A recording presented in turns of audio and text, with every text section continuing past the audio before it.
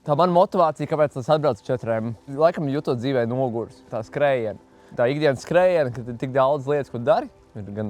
Ir gan darbs, kur tu strādā, ir gan vairākas kalpošanas, vēl varam teikt tādas labdarības lietas, ko mēs daru uz āru. Būvēju arī māju, man ir ģimene, 3 bērni, un vienā brīdī tu vienkārši nogursti tā skrējiena.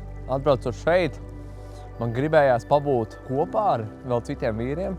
Gribējās atslēgties no telefona, atslēgties no lietām, ko es ikdienā varbūt patērēju, ko mums šeit varbūt mēs atdevām labprātīgi, un tas mums netraucē šīs 4 dienas. Un tas, ko es piedzīvoju, caur šiem stāstiem, caur kādu citu vīru pieredzi, caur būšanu komandā, ka manā dzīvē iespējams tās lietas nav līdzsvarā, un ka man ir vajadzīgs šis līdzsvars dzīvē.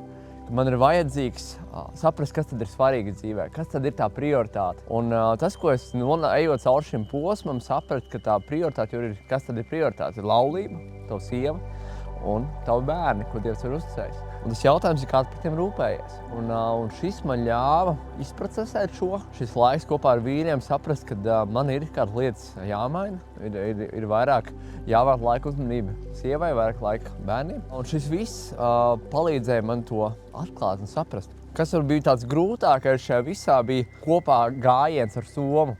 Es laikam nekad dzīvē nebiju gājis tik tālu ar Somu. Un tā Soma jau, iztēloties viņu jau nav viegli. Kādiem tie ir, 13 kg, kādiem 18 kg, bet tu to nesi sev līdzi kā tādu nastu, kas arī kaut ziņā simbolizē to, ko mēs ikdienā nesam šo nastu. Rada arī šo spriedzi, rada šo nogurumu, un tajā nogurumā parādās savs raksturs, parādās kāds īstenībā esi. Caur to tu paplašini tās robežas. Liekas, es vairs nevaru. Visi es gribu padoties, gribu izstāties. Bet nē, tev brāļi ir apkārt, saka, nē, tu vari, turpini. Un tāpat dzīvē. Arī mūsu laulībās, mūsu dzīvēs ir tāpat, ka gribās izstāties. Kādā brīdī gribās padoties.